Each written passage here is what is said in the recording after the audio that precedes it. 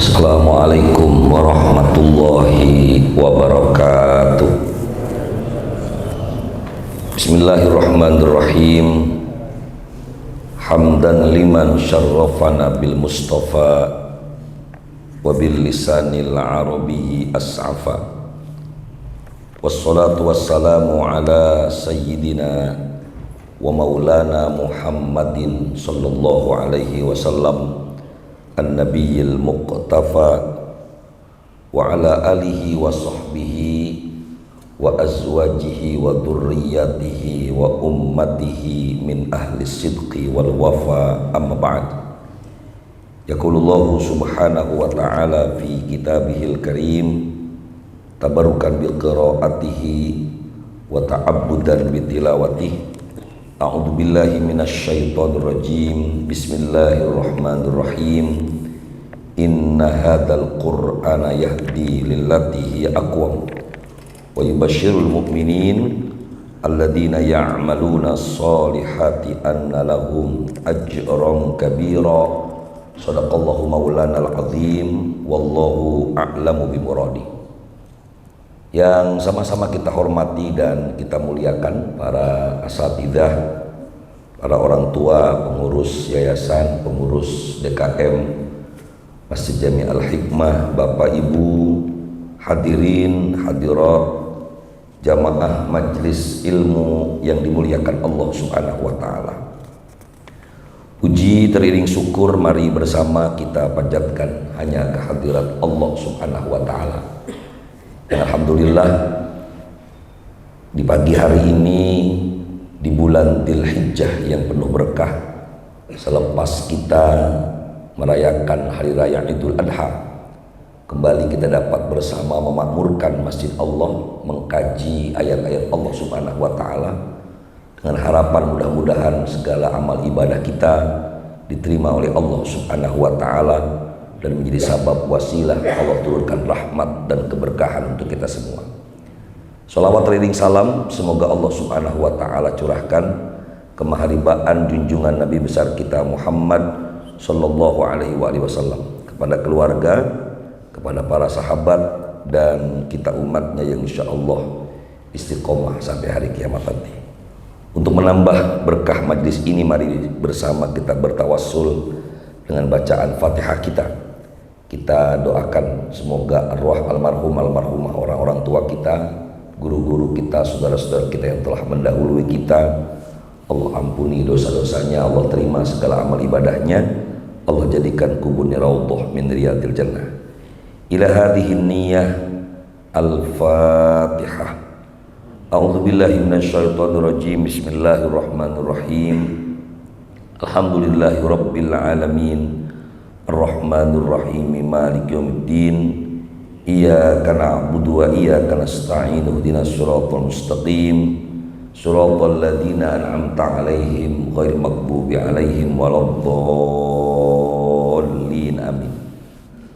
Bapak Ibu hadirin hadirat rahimakumullah. Beberapa waktu yang lalu kita menjelaskan tentang syariat Allah Subhanahu wa ta'ala tentang ibadah udhiyah atau ibadah kurban. Di dalam beberapa ayat dalam Al-Quran, ketika Allah Subhanahu wa ta'ala menganugerahkan binatang ternak untuk dikonsumsi, ini tidak lain adalah salah satu anugerah Allah, kasih sayang Allah terhadap hambanya. Kita bisa lihat misalnya firman Allah Subhanahu wa ta'ala dalam surah Al-Maidah ayat 1 sampai 4. Di dalam kitab Tafsir Ayatil Ahkam atau tafsir ayat-ayat hukum, Syekh Ali As-Sobuni menjelaskan bahwa di awal surah Al-Maidah ini penjelasan Allah Subhanahu wa ta'ala ma yahillu wa yahrumu minal at'imati. Beliau memberikan judul beberapa ayat ini. Pembahasan tafsirnya adalah sesuatu yang dihalalkan dan diharamkan dari makanan. bahwa ini adalah ketentuan Allah Subhanahu wa taala yang lagi-lagi tujuannya adalah limaslahatil ammah linnas, kemaslahatan yang umum untuk manusia. Karena ketika sesuatu yang dikonsumsi oleh manusia sudah barang tentu dia akan masuk ke dalam tubuh, bercampur dengan aliran darah, dan akan mempengaruhi sikap dari orang yang mengkonsumsinya. Di sinilah pentingnya Allah sampaikan Bismillahirrahmanirrahim, ya ayyuhalladzina amanu awfu bil uqud uhillat lakum bahimatul an'ami illa ma yutla alaikum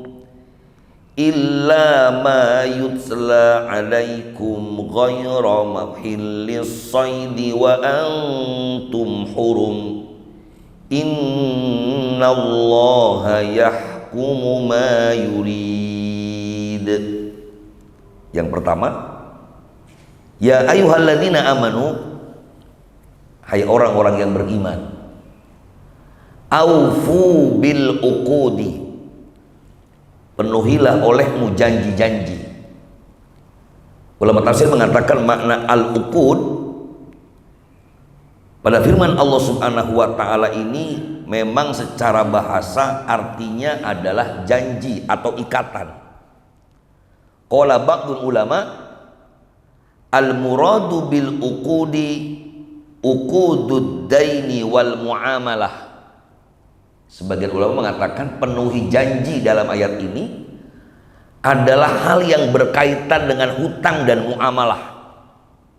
Wahia ma aqadahul insanu ala nafsi min bai'in wa syira'in wa ijaratin wa ghairi dzalik, yaitu sebuah perjanjian yang dilakukan seorang manusia untuk dirinya, baik itu transaksi jual beli, sewa, dan hal-hal yang berkaitan dengan muamalah. Tetapi waqala akharuna al-muradu biha uqudus syariah. Pendapat yang kedua makna yang lebih umum, bahwa mana aufu bil uqudi, hai orang-orang yang beriman, penuhilah janjimu. Ini bukan hanya berkaitan dengan persoalan muamalah, tapi berkaitan dengan syariah. Semua ketentuan Allah Subhanahu wa taala, baik itu haji, berpuasa, iktikaf, dan lain sebagainya. Jadi mencakup fiqhul ibadah, fiqhul muamalah, semua ketaatan kepada Allah Subhanahu wa taala. Maksud dari ayat aufu bil uqud. Kemudian Allah sampaikan uhillat lakum bahimatul an'am, dihalalkan bagimu bahimatul an'am, binatang ternak. Ini yang beberapa lalu saya sampaikan, bagaimana binatang ternak yang dijadikan syariat dalam agama kita. Ada yang memang hanya untuk dikonsumsi tanpa syariat. Misalnya kita mau menyembelih kambing dalam rangka sate misalnya, tidak ada syariat apapun.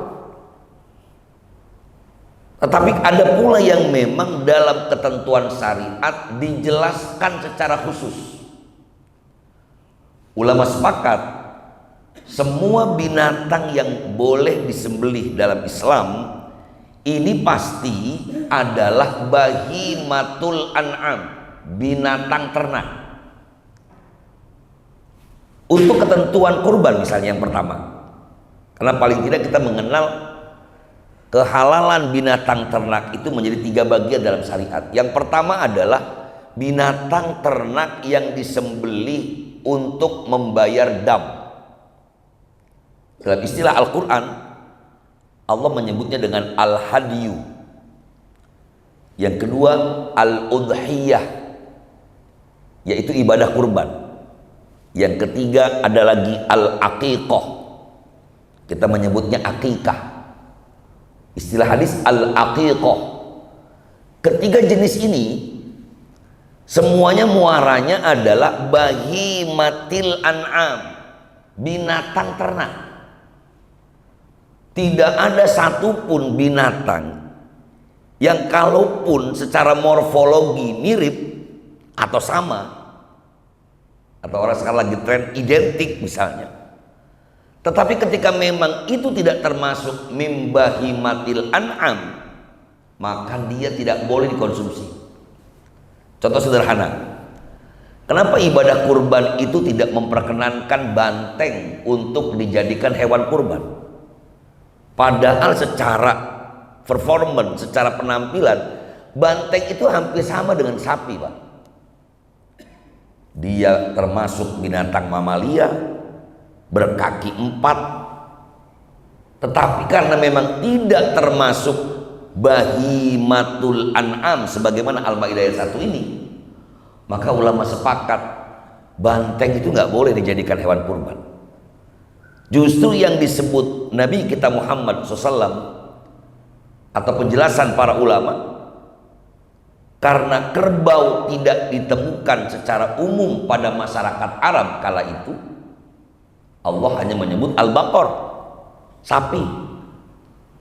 Kemudian Allah hanya menyebut al-budna, yaitu unta dan sapi, tapi tidak menyebut al-jamus, kerbau. Tapi karena kerbau dan sapi adalah sama-sama bahimatul an'am, maka kerbau boleh disembelih untuk dijadikan hewan kurban. Padahal saya bilang tadi, kemiripan banteng dengan sapi limosin saja hampir identik, Pak. Tapi kalau sama kerbau tidak, karena kulitnya yang berbeda. Tetapi karena sama-sama bahimatul an'am, maka dia termasuk hewan yang diperbolehkan untuk dijadikan sebagai hewan kurban. Yang kedua, al-udhiyah. Saya katakan tadi, dam dan al-udhiyah disebutkan Allah banyak sekali ayat di dalam Al-Quran. Surah Al-Kautsar ayat 2, kita sepakat ini adalah perintah Allah untuk menyembelih hewan kurban. Fasholli li rabbika wanhar, salatlah karena Tuhanmu, wanhar, dan berkurbanlah. Dua jenis penyembelihan hewan ada dalam Al-Quran, tapi ternyata satu syariat Islam, yaitu al-aqiqah, kita tidak menemui satupun ayat di dalam Al-Quran yang menjelaskan tentang akikah. Penjelasan ini hanya disampaikan oleh Nabi kita Muhammad SAW, dan juga praktek akikah beliau, walaupun tidak sebanyak hadis yang menjelaskan tentang kurban. Maka dalam perspektif fikih sebenarnya wajar kalau salah satu imam madhab yang 4, yaitu Al-Imam Abu Hanifah, mengatakan hukum akikah itu tidak sunnah. Beliau mengatakan bahwa akikah itu sebuah tradisi masyarakat Arab jahiliyah yang ketika kemudian turun ayat yang berkaitan dengan kurban, fasholli li rabbika wanhar, maka semua tradisi menyembelih hewan dihapuskan dengan ayat fasholli li rabbika wanhar. Maka menurut Imam Abu Hanifah hukumnya mubah, tidak sunnah, namun boleh dilakukan. Walaupun jumhur ulama kemudian menyebutkan karena pernah Rasulullah Muhammad SAW melaksanakan akikah untuk cucu beliau, yaitu Al-Hasan dan Al-Husain, kibasan, masing-masing satu ekor kambing kibas. Maka ulama katakan hukum akikah itu minimal sunnah. Ini perbedaannya, karena kurban itu dalilnya disebutkan Allah di dalam Al-Quran. Ada penekanan dari Nabi Muhammad SAW dengan kalimat man wajada sa'atan falam yudhahi fala yakribanna musallana, maka hukum kurban menjadi sunnah muakkadah. Ada tambahan sunnah muakkadah. Namun akikah hanya sunnah tanpa muakkadah. Ini karena memang berawal dari uhillat lakum bahimatul an'am, dihalalkan bagimu bahimatul an'am, yaitu binatang ternak. Illa ma yutla alaikum, kecuali yang akan disebutkan kepada kalian, ghairu muhillis shaidi wa antum hurum. Disinilah Al-Quran malah menjelaskan tentang larangan berburu ketika dalam keadaan ihram. Ini nanti berkaitan juga dengan dam, sebagaimana di awal saya sampaikan. Innallaha yahkumu ma yurid, sesungguhnya Allah memberikan hukum dari apa-apa yang ia kehendaki. Ulama tafsir mengatakan bahwa innallaha yahkumu ma yurid menyebutkan bahwa syariat Allah subhanahu wa ta'ala, ketentuan Allah subhanahu wa ta'ala adalah hak mutlak Allah sebagai al-hakim, namun dipastikan segala syariat Allah subhanahu wa ta'ala pasti muaranya adalah kemaslahatan yang umum kepada umat manusia. Maka ketika Allah menjelaskan secara umum, penjelasan secara khusus disebutkan di ayat yang ketiga malah. Hurrimat alaikumul maitatu waddamu walahmul khinzir walahmul khinziri wa ma uhilla li ghairillahi bih wal munkhaniqatu wal mawqudatu wal mutaraddiyatu wan natihah wa ma akala sab'u illa ma dakkaitum. Ketika di ayat yang kedua ini awalnya menjelaskan tentang yang diperbolehkan dari binatang ternak, namun di ayat yang kedua Allah melarang seseorang untuk mengganggu syiar-syiar agama Allah. Ya ayyuhalladzina amanu la tuhillu sya'airallah wala sya'rul haram walal hadiya walal qalaid wala aminal baital haram yabtaguna fadlam min rabbihim waridwana. Ayat yang kedua ini menjelaskan tentang kegiatan haji, di mana ketika orang di dalam Ka'bah yang merupakan kota yang disebut dengan Al-Haramain Asy-Syarifain, Allah subhanahu wa ta'ala melarang untuk mengganggu segala kegiatan yang berkaitan dengan syiar agama Allah, termasuk di dalamnya walal hadiya walas syahrul haram, tidak boleh mengganggu kesucian Ashhuril Hurum. Kita berkali-kali bahas Ashhuril Hurum, Dzulqa'dah, Dzulhijjah, Muharram dan Rajab. Walal hadiya, tidak boleh juga mengganggu binatang yang memang sudah disiapkan untuk pembayaran dam. Walal qalaid, juga binatang yang sudah diberi tanda untuk kurban ataupun al-hadyu. Wala aminal baital haram, dan tidak boleh pula mengganggu orang-orang yang sudah masuk dalam baital haram, yabtaguna fadlan min rabbihim waridwana, di mana mereka mencari fadl Allah, karunia dari Tuhan mereka dan ridho Allah subhanahu wa ta'ala. Inilah Al-Quran di awal menjelaskan tentang binatang ternak dan larangan bagi orang yang sedang ihram untuk berburu binatang. Tapi di ayat berikutnya Allah malah menjelaskan tentang larangan mengganggu kegiatan di syiar-syiar agama Allah maupun tempat-tempat dalam ibadah haji. Baru di ayat yang ketiga, hurrimat alaikum al-maitatu, diharamkan bagimu al-maitatu bangkai, wadamu darah, walahmul khinzir dan daging babi, wa ma uhilla li ghairillahi bih dan binatang yang disembelih dengan menyebut nama selain Allah. Ulama tafsir mengatakan, Bapak Ibu hadirin rahimakumullah, ayat yang ketiga ini jelas masih erat kaitan dengan awal bahimatul an'am tadi. Illa ma yutla alaikum, kecuali yang disebut yang nggak boleh. Mana yang nggak boleh? Hurrimat alaikum al-maitatu, diharamkan bagimu bangkai. Syekh Ali As-Sabuni menjelaskan makna al-maitah.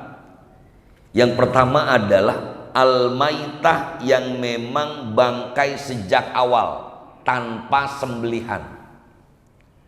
Semua binatang ketika memang dihalalkan mengkonsumsinya, maka tetap ulama sepakat larangan yang pertama, dia harus mati karena sembelihan yang halal. Kalau ternyata binatang yang dihalalkan, kambing, sapi, unta, kerbau, mati tanpa sembelihan, maka ini masuk kelompok yang pertama, al-maitatu, bangkai. Kalau binatang yang tidak layak dikonsumsi jelas kita nggak bahas, karena pasti mau disembelih secara syariat atau tidak, binatang itu tetap haram. Tapi yang dimaksud kalimat di ayat ini, hurrimat alaikum al-maitatu, yang pertama adalah Allah subhanahu wa ta'ala mengharamkan bangkai yang jelas-jelas mati tanpa disembelih.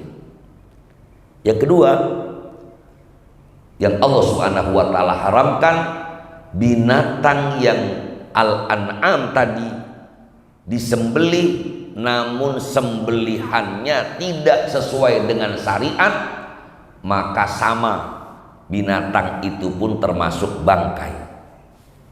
Maka di sini pentingnya kenapa kita harus belajar tentang fikih penyembelihan. Karena ternyata Bapak Ibu, kalau kita lihat praktek dari yang dicontohkan Nabi kita Muhammad SAW, ternyata semua ibadah penyembelihan hewan itu yang pertama kali melakukannya adalah Nabi sendiri. Kalaupun Rasulullah mewakilkan kepada orang lain, itu terjadi ketika Nabi memang menyembelih dengan jumlah hewan yang sangat banyak.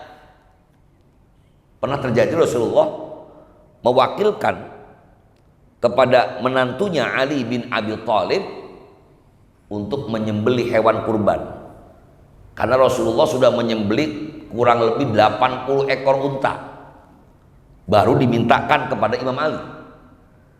Tetapi ulama fikih mengatakan ini menjadi dalil bahwa orang yang ingin melakukan ibadah kurban ataupun akikah, hukumnya tidak masalah untuk mewakilkan kepada orang lain.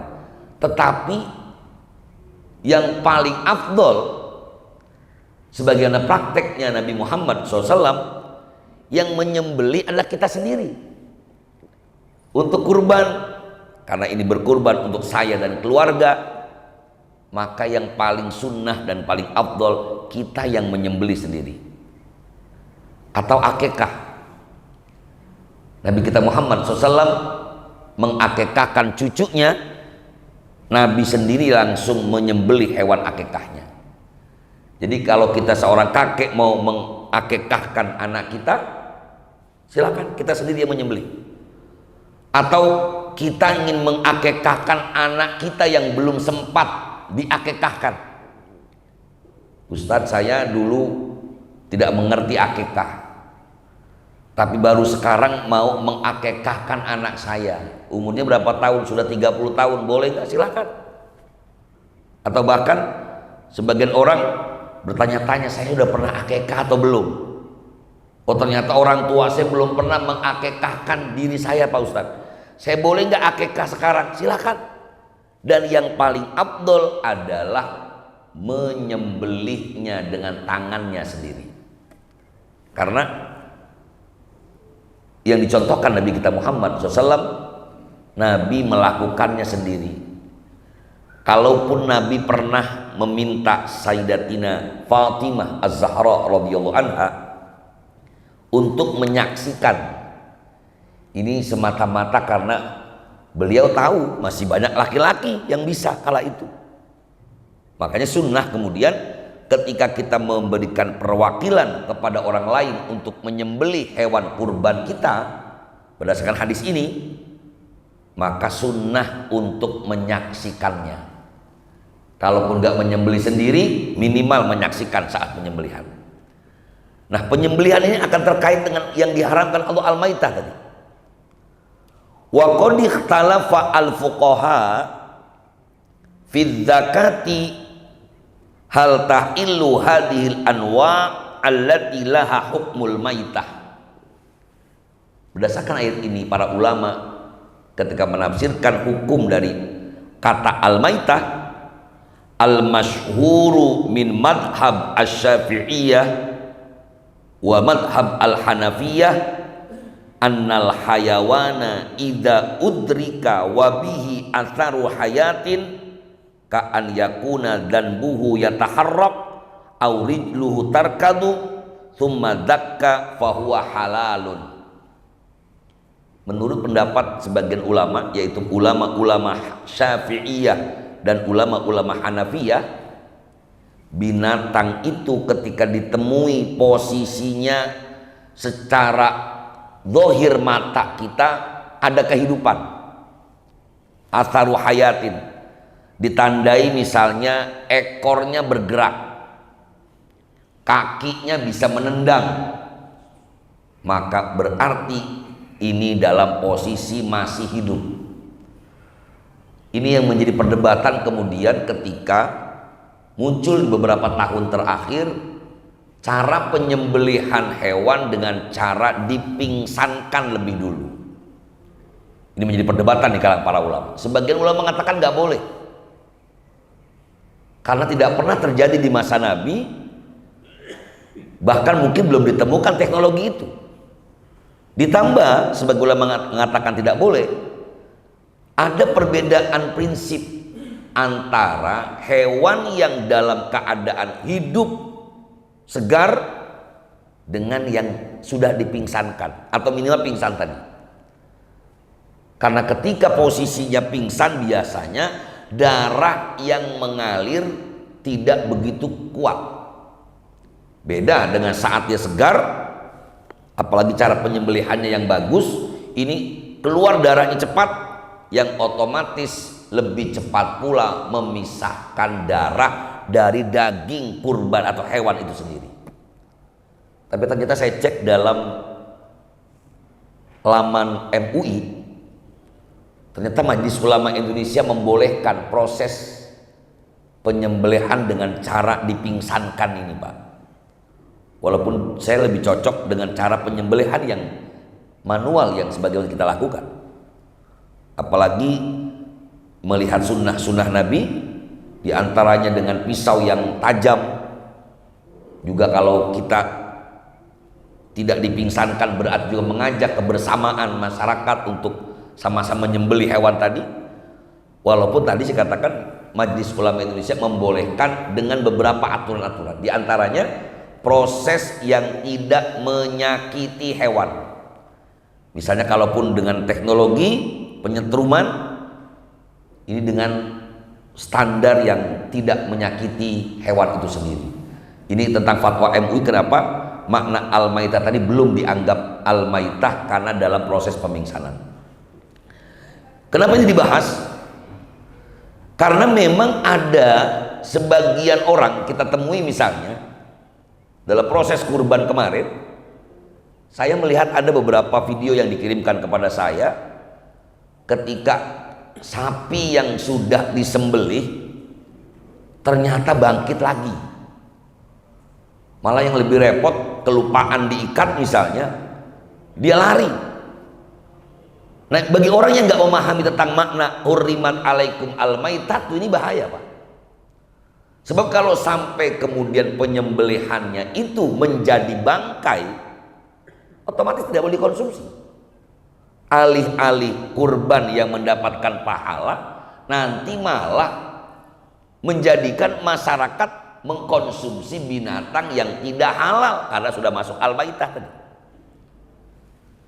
Jadi harus dilihat, dalam istilah fikih disebut dengan hayatun mustaqirrah. Lalu apa yang harus dilakukan?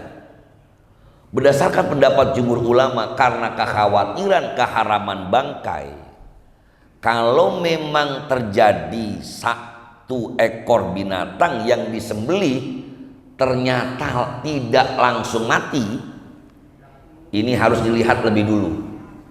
Karena ketentuan yang disampaikan ulama, ada beberapa yang harus putus lebih dulu.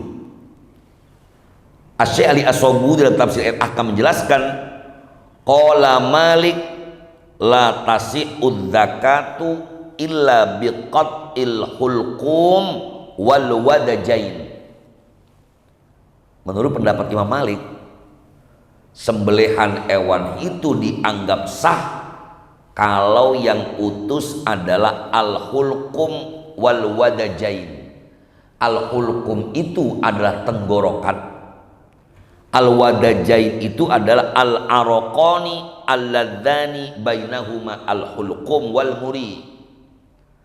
Sementara al-wadajain itu adalah urat yang ada di antara al-hulqum dan al-muri, yaitu tempat keluarnya napas dan kerongkongan tempat keluarnya makanan.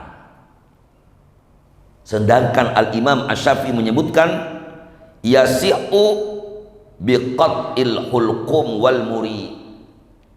Sementara menurut Imam Syafi'i, sembelihan itu sah dan dianggap halal, yang penting dua yang harus putus. Itu biasanya alhamdulillah kita ada misalnya sekarang juleha, juru sembelih halal. Ini kan 5 tahun terakhir ke sini menjadi sebuah dinamika yang baik, karena orang-orang paham tentang bagaimana cara menyembelih yang halal agar tidak termasuk kepada al-maitah tadi, Pak. Menurut Imam Syafi'i, yang wajib utus itu adalah tenggorokan yang menjadi tempat napasnya hewan tadi, dan juga tempat keluarnya makanan. Kita kalau sembelih kelihatan itu saat di kena leher sapi misalnya, kalau yang besar seperti per putus, kemudian sebelahnya lagi yang untuk napas putus, menurut Imam Syafi'i sudah sah. Walaupun yang paling afdol sebagaimana kaidah fikih al-khuruju minal khilaf mustahabun, keluar dari perbedaan pendapat sangat dianjurkan, maka yang terbaik diputuskan 4 ini. Yang pertama tenggorokan, yang kedua tempat kerongkongan, yang ketiga dan keempat adalah al-wadajain, otot yang menghubungkan di antara al-hulqum dan al-muri tadi. Dan makruh kalau sampai putus. Termasuk bagaimana kalau seandainya bangkit lagi.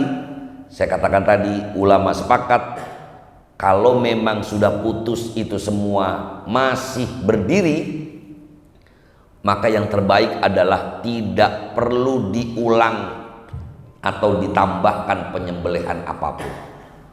Tunggu saja sampai darahnya keluar semua, dia pasti akan mati.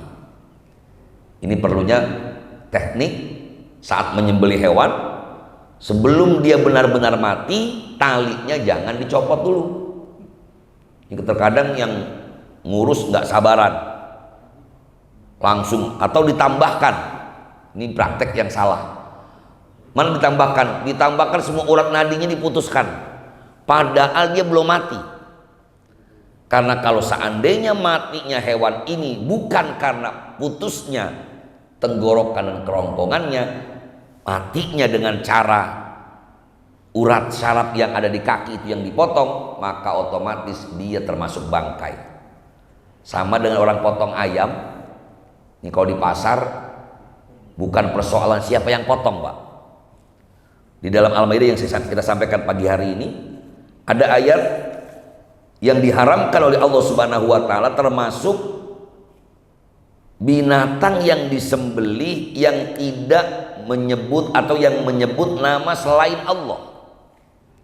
Jelas diharamkan oleh Allah Subhanahu wa taala. Wa ma uhilla li ghairillahi bih. Binatang yang disembelih yang di dalamnya menyebut nama selain Allah.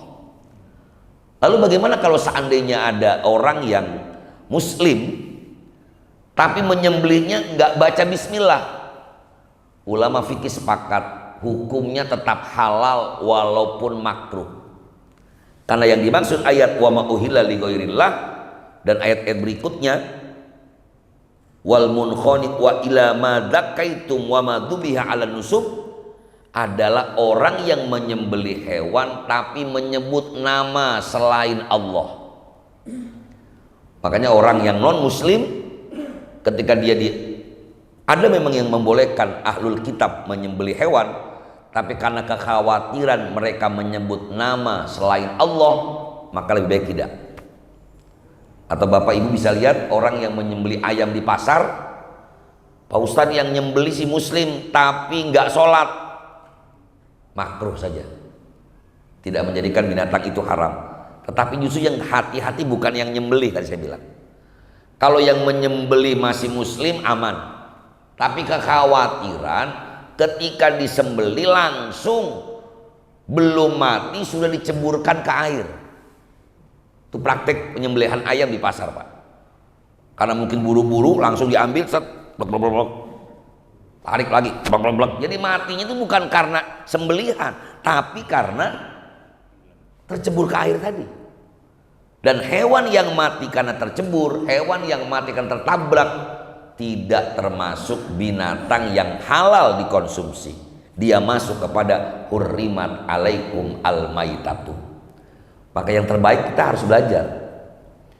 Kecuali mungkin, waduh Pak Ustadz saya kayaknya nggak mungkin deh.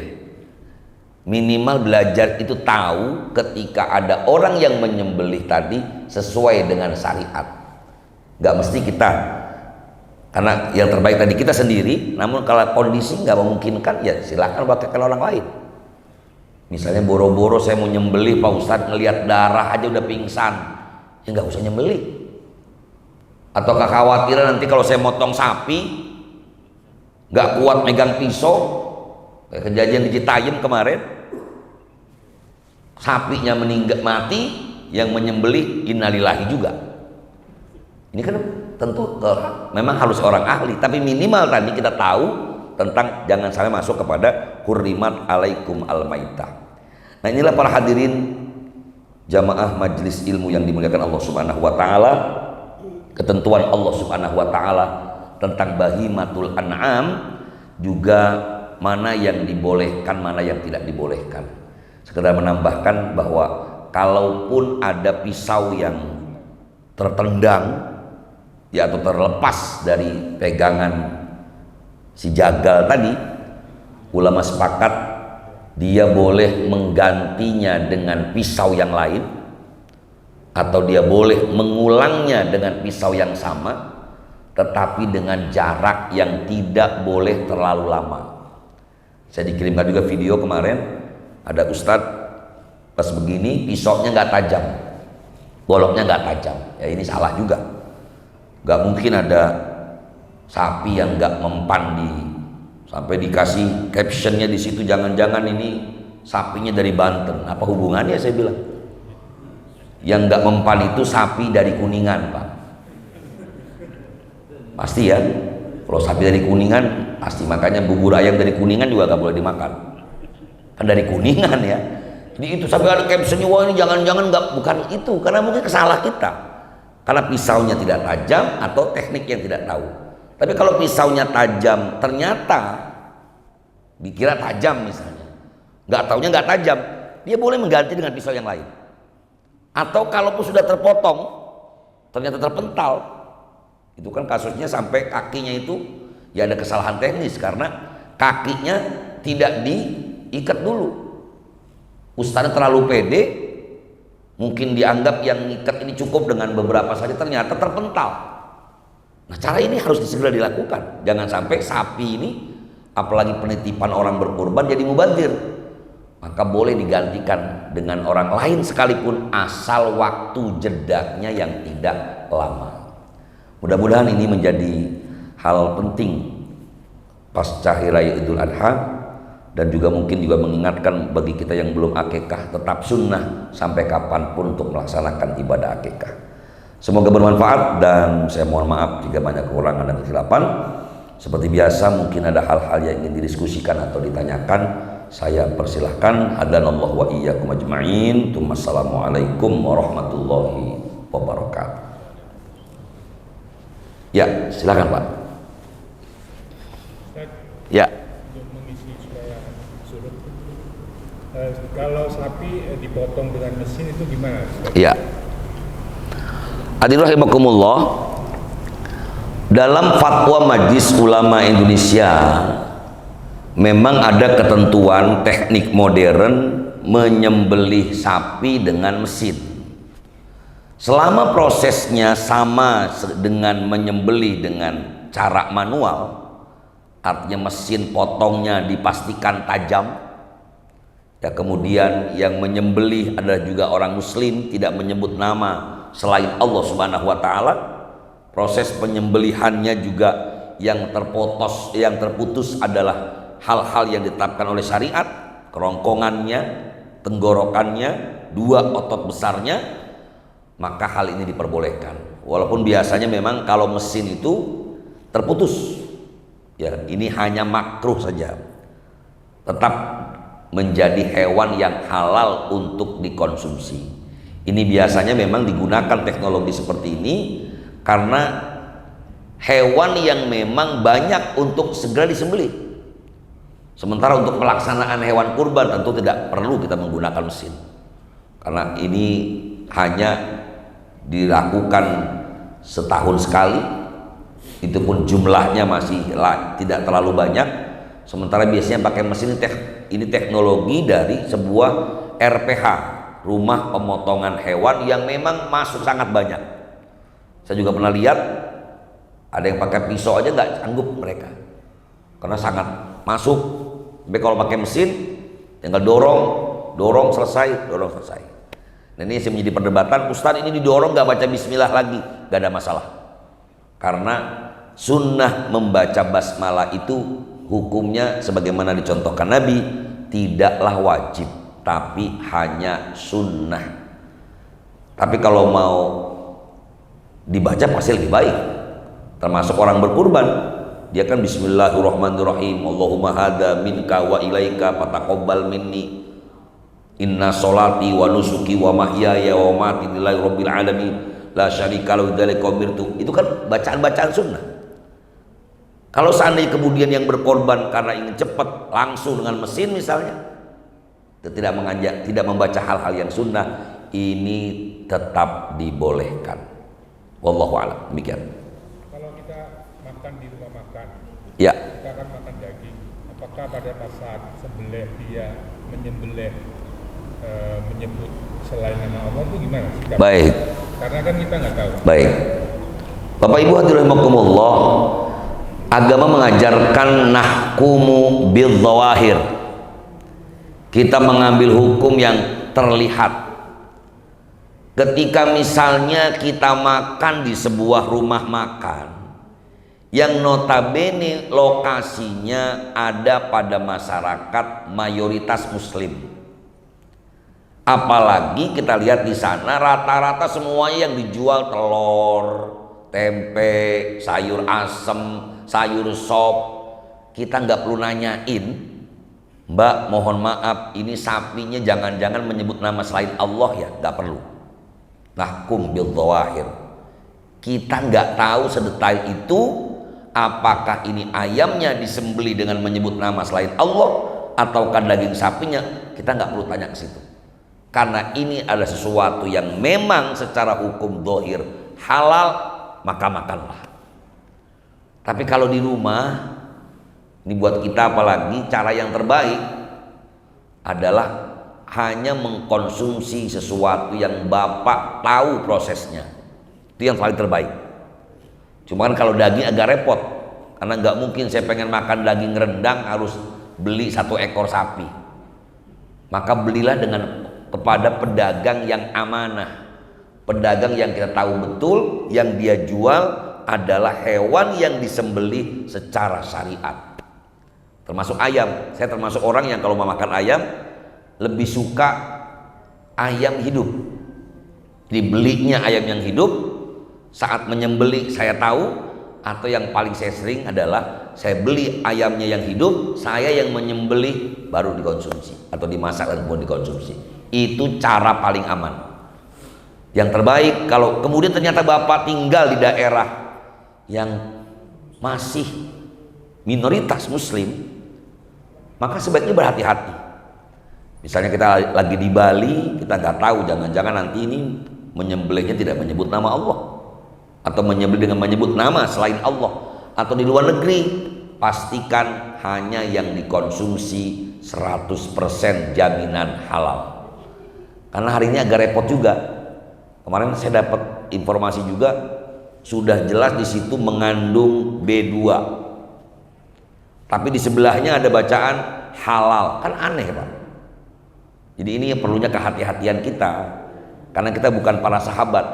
Kalau Sayyidina Abu Bakar As-Siddiq radhiyallahu anhu ceritakan, ketika ada makanan yang haram yang masuk ke dalam mulutnya, itu dengan izin Allah langsung keluar sendiri. Enak ngerasa keluar, saking dijaganya oleh Allah Subhanahu wa taala, jangan sampai di tubuhnya masuk sesuatu yang haram.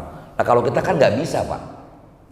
Jangan-jangan, wah kamu tadi makan restoran mana, bakso yang mana, oh itu, wah haram, ya udah terlanjur kenyang, gimana dong?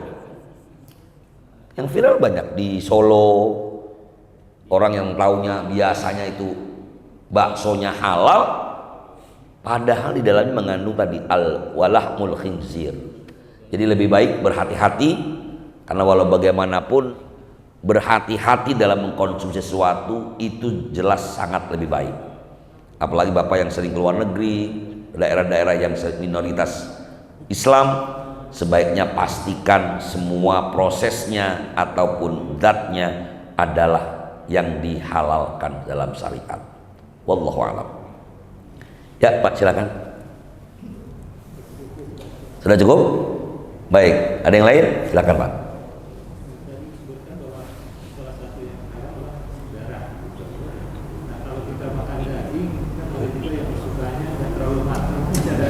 Oh ya, baik. Hadirin rahimakumullah, salah satu yang diharamkan dalam syariat, hurrimat alaikum al-maitatu wad-damu. Diharamkan bagimu bangkai dan darah. Lalu bagaimana dengan daging, terutama sate, yang biasanya itu tidak dicuci lebih dulu? Para ulama menjelaskan bahwa yang dimaksud dengan adam ini adalah darah yang memang secara terpisah, yang pertama diharamkan. Contoh, ada sebagian orang yang mengumpulkan darah hewan, itu dikumpulkan, kemudian ternyata darah didiamkan sejenak, kurang lebih 30 menit sampai 1 jam, darah itu menggumpal, kemudian digoreng. Saya pernah tanya sama kelompok ibu-ibu yang minta izin saat saya menyembelih, Pak Ustaz, saya mohon izin, ini darahnya saya kumpulkan, buat apa? Ternyata itu digoreng, Pak. Kata mereka enak. Kata mereka, ini yang jelas-jelas haram dalam agama kita, karena darah itu berisi virus dan kuman yang membahayakan. Lalu bagaimana dengan darah yang masih menempel? Sesungguhnya jantung, limpa dan sebagainya itu kan darah juga, Pak. Kalau yang sudah berbentuk di dalam tubuh hewan, ini jelas dihalalkan. Jadi dua, yang jelas terbentuk menjadi padat secara alami halal, sedangkan yang darah sendiri hukumnya haram. Yang nempel ada disebut dengan al-ma'fu anha. Darah yang dimaafkan ketika memang jumlahnya tidak signifikan. Contoh saat kita nyate tadi, sate darahnya cuma nempel aja dan tidak direndam dulu dengan darah, kecuali nyatenya dagingnya itu direndam dulu di darah baru dipotong-potong, itu jelas nggak boleh. Tapi kalau kita ambil dari dagingnya, kita ambil potong-potong langsung kita bakar, ini tidak masalah. Tapi kalau bapak mau masak ngasih kelihatan darahnya yang mengalir, ya jelas nggak boleh. Jadi ini tentu kelihatan dari sisi kacamata dohir, banyak dan sedikitnya. Kalau cuma nempel sedikit kemudian dipakai buat sate, silahkan, nggak masalah. Karena biasanya yang nggak dicuci cuma buat daging sate saja.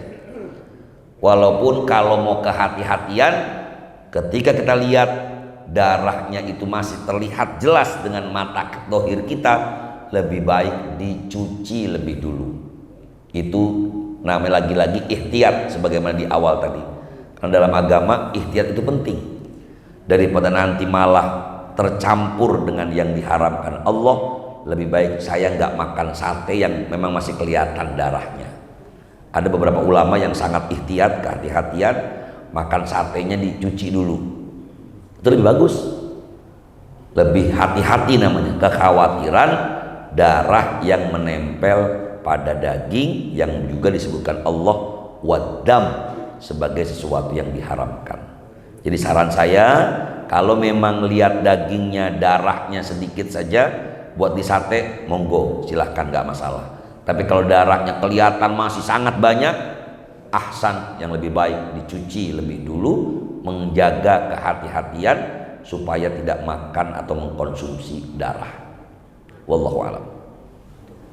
Baik, silakan Pak Haji.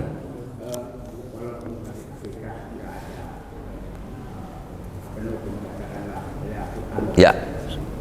Jadi kan kalau bisa kita kirim motor. Sekarang ini kan ada sponsor nawarkan Afrika dikirim untuk rendang. Ya, gimana itu hukumnya? Oh baik. Kedua, kalau keluar negeri itu misalnya kan kita nggak tahu, jadi potongnya baik menyebut nama Allah, yang aman yang udah makan ikan aja lebih aman. Baik. Atau kalau terpaksa masukkan tadi ada seorang dengar cara baca aja lah Bismillahirrahmanirrahim sebelum makan gitu. Oh baik, baik, baik. Hadirin dimuliakan Allah Subhanahu Wa Taala. Akikah memang saat ini orang lebih cenderung cari yang gampang. Gak masalah ketika orang mau akikah menyuruh atau meminta orang lain tolong dibuat sesuatu. Jadi rendangkah itu, jadi sayur sop atau apapun, silakan kirim kemanapun, itu gak masalah. Itu lagi-lagi memudahkan. Walaupun yang afdol sebagaimana dicontohkan Rasulullah SAW, kita yang menyembelihnya, istri kita yang memasaknya, kemudian sebagian kita makan, sebagian yang lain disedekahkan. Itu yang terbaik. Fakulu minha wa at'imul qani' wal mu'tar, kata Allah. Jadi ada yang dikonsumsi, sunnah. Tapi kalau mau praktis tadi, Pak Ustadz saya ngirim aja. Pastikan orang yang diberi amanah untuk mengakekahkan atau bahkan kurban tadi adalah orang yang dapat dipercaya. Jangan sampai cuma iklannya, ayo akekah hanya 1,5 juta, akan dikirim ke pelosok negeri dimanapun. Lah ini kami 1,5 juta seperti apa? Udah gitu udah disate juga kata dia, udah dibikin sop juga, udah dibikin rendang juga, kan nggak nyambung Pak. Ini jangan-jangan uangnya jadi diambil tapi nggak dibuat akekah. Ya kan yang namanya setan itu di mana-mana, jangankan di Indonesia, di Mekah aja banyak setan kok Pak. Iya. Jadi dibilang ini kotanya kota suci, iya kotanya, tapi orangnya kan enggak. Jadi saya jadi teringat pertanyaan Pak Haji tadi, yang akekah, yang dam saja penjahatnya banyak. Itu orang kita ngirim dam, ternyata tidak dibelikan kambing, atau kambingnya 1 ekor yang dibeli buat dam 20 orang, kan untung banyak Pak. Jangankan cuma dam, sampai urusan Haji pun orangnya nggak pernah pergi haji, padahal cuma foto di belakangnya Ka'bah, selesai. Tapi tadi kalau akikah silakan, kalaupun dia nggak amanah itu bukan urusan kita, urusan mereka. Yang kedua, saya katakan tadi kalau memang mau aman ya silakan makan ikan daripada makan daging di luar negeri. Khawatir was-was, waduh jangan-jangan ini yang nyembeli Yahudi lagi, jangan-jangan ini yang menyembeli nanti orang bukan menyebut nama Tuhan, nama Allah, malah menyebut nama selain Allah. Daripada was-was nggak usah makan. Da ma yuribuka ila ma la yuribuka, kata Rasulullah. Tinggalkan sesuatu yang meragukanmu kepada hal yang tidak meragukanmu. Tapi kalau gara-gara baca bismillah Allahu akbar jadi yakin ini halal, ya silakan.